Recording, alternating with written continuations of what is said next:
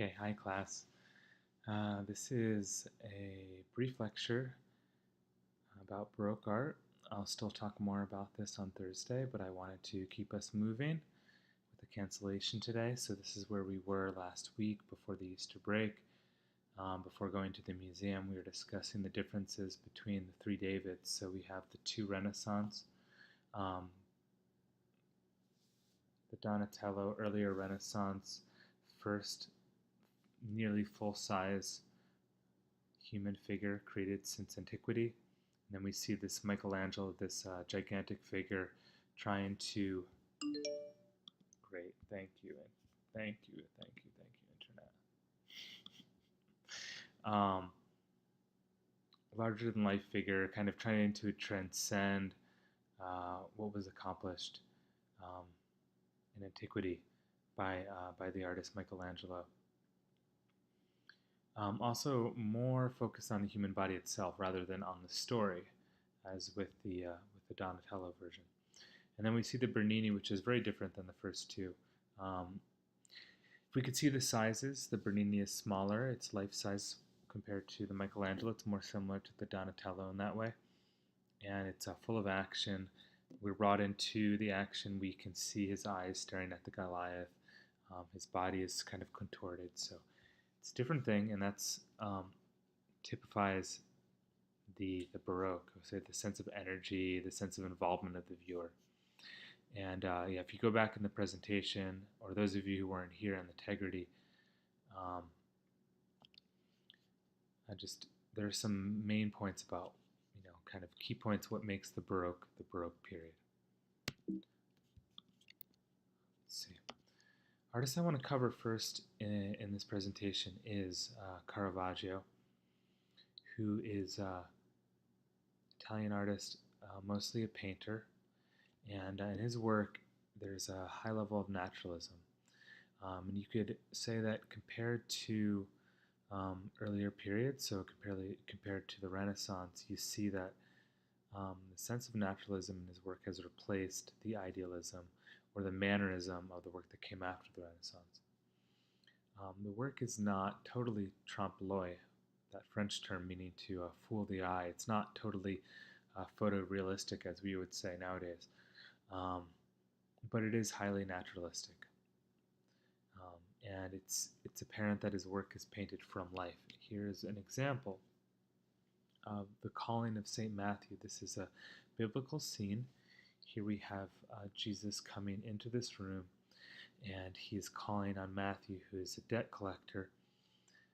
It's actually unclear if Matthew is this figure or this figure.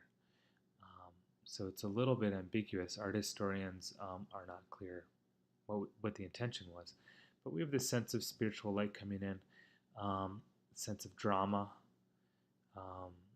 The space is actually quite shallow, and that's typical for Caravaggio's work. So we have a shallower space, high naturalism, a sense of drama, strong light, light to dark contrast. This is an oil painting on canvas, but it was intended for a chapel, so it kind of functions in the same way as earlier frescoes did, but it's an oil painting. And it's large. You can see it's a 10-foot wide painting. Here we see the figure of Christ pointing across the room, the light, kind of symbolic spiritual light, but still naturalistic. It's not, it's depicted in a way that light could enter a room, even if it's dramatized. And this figure is perhaps Matthew saying, "Who, me?"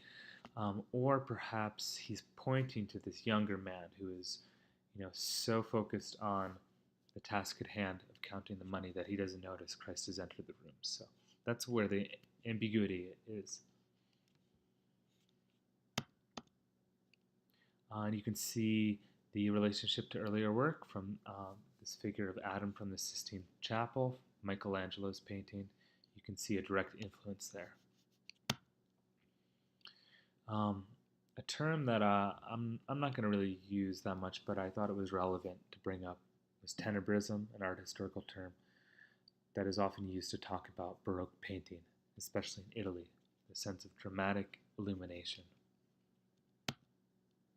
Another example from Caravaggio, you can see the dramatic sense of light and the light-dark contrast.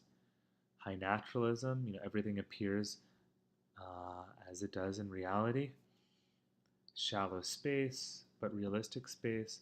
Dynamic composition, kind of an X going across the composition. And a similar kind of example here, although this one is a starred work, so I do want this to enter our image bank for the next quiz and for the final. But I'm just going to repeat myself here mostly in terms of how it's similar to this last work in terms of the shallow space, the high contrast, the dynamism of the composition. What's happening here is the Apostle Paul is basically fell off his horse because he was divinely inspired. He heard the voice of Christ, and so he has fallen off the horse, and he's in this moment of ecstasy, or kind of direct communication with God. Artemisia Gentileschi, or Gentileschi, if I want to say that S-C-H-I correctly in Italian. She's the first female member of the Academy of Fine Arts and Design in Florence. This is a self-portrait. She's the generation after Caravaggio, and you see a lot of influence of his work in terms of the use of contrast and the shallow space. And she was a pretty prolific, really accomplished painter of her day. I think why she's particularly relevant to bring up is she was definitely maybe not lost, but not really brought into art history until recent decades.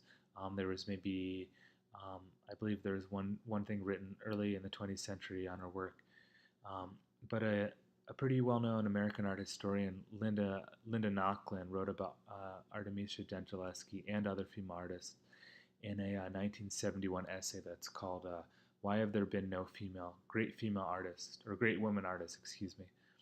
And this text, it was not, it was a fairly short text, but it brought up a lot of ideas for art historians and for the kind of budding field of feminist art history. And so artists like Gentileschi were brought more into the canon. And what I mean by the canon is the accepted so-called genius artists of the Western tradition. What's interesting about Gentileschi is that a lot of her works depict female heroines, and it's unclear if this was something that she was kind of pigeonholed into as a female artist, or this was kind of shrewd marketing on her point. And here we see Judith beheading Holofernes, which is a story from the Old Testament. Pretty gruesome, very dramatic. You can see that relationship to Caravaggio's work with the tenebrism. And then a less gory, I suppose, although we still have the head of Holofernes, the same story, but at a different point. So kind of after the action has happened, the next step in the process.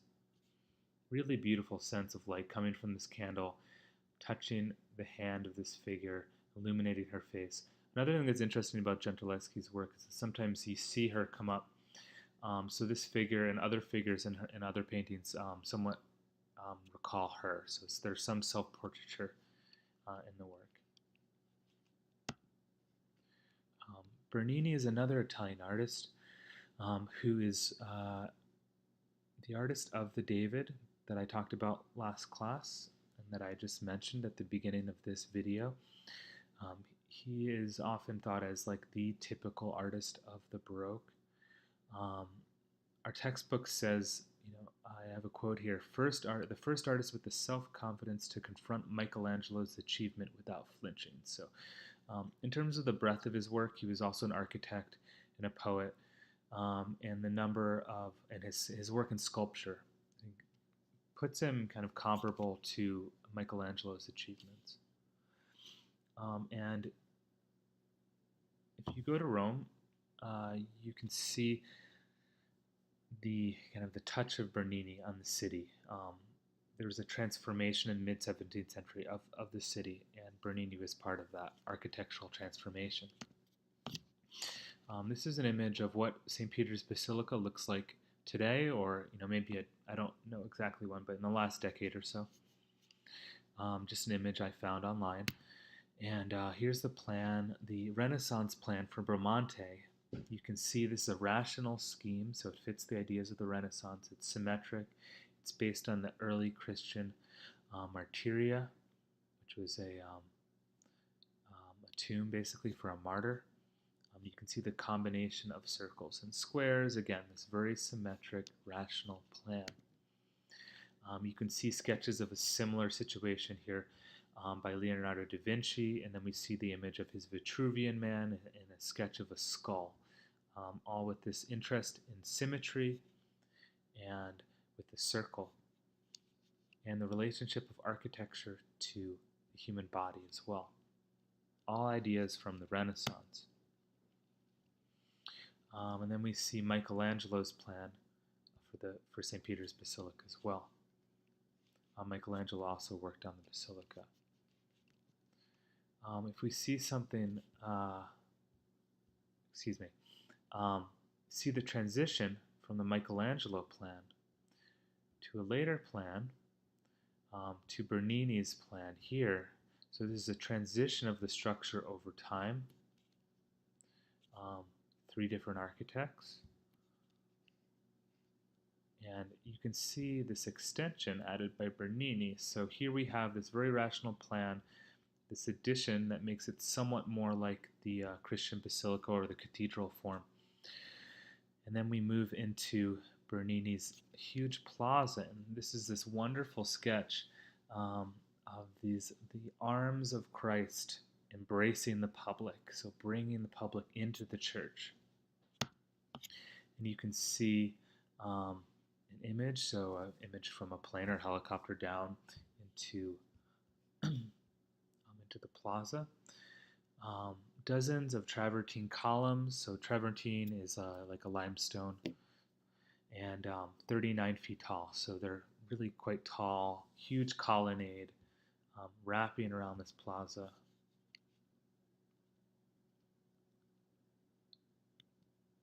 Kind of capturing the public in its arms, bringing viewers or worshippers into the church. It's the best image I could find that kind of gives a sense of the space in the wide, kind of the very wide open plaza leading into St. Peter's. Okay, so this is as walking through this plaza. This is entering the cathedral.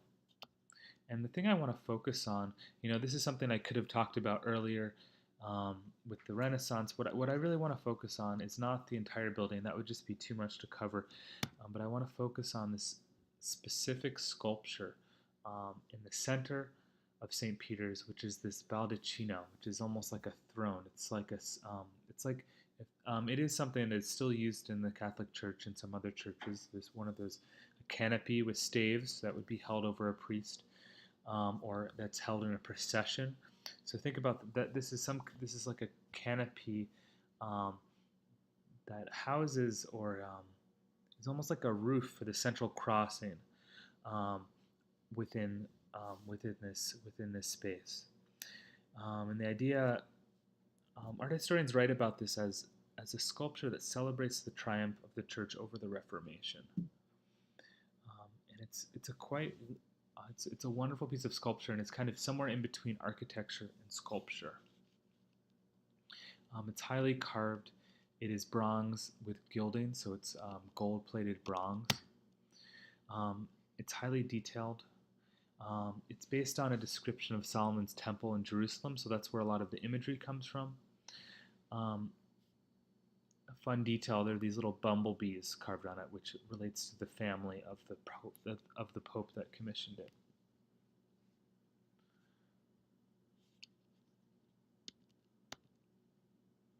And this is the throne of St. Peter behind the baldacchino. So if you get some sense of where it sits within the space. the David that I talked about earlier, the implied presence of the Goliath here, the contrast with Michelangelo's David. Um, Michelangelo's David is in the round, but not in the same way. So there's not the same need to go around the Michelangelo, even though obviously the back is carved. With the Bernini, the space is totally activated. So we are brought around the sculpture. We are placed into the action. The sculpture, it's almost like the sculpture needs the space around it to exist and to function. So it's a different way of conceiving a sculpture in three-dimensional space. More naturalism of expression, thinking about, if you remember the face of Michelangelo's David, there's more idealism, more similarity to classical Greek and Roman sculpture. Here we have a higher level of naturalism in the face, even with the expression. And another work by Bernini. I think I'll end this presentation pretty soon. I'll make a point about this, and then this will lead into where we'll start on Thursday with the class discussion. And hopefully this will allow me to finish most of the main things I want to mention about the 17th century and then start talking a little bit about the next section of the class, which is about the Rococo and Neoclassicism, so 18th century Europe. Transitioning from this, so let's see, I'm getting off track here though. This is more than just a sculpture, and that is the key point here. This is depicting this ecstasy of Saint Teresa, so a kind of a visitation or a communication with God with this saint. It's part of a larger chapel.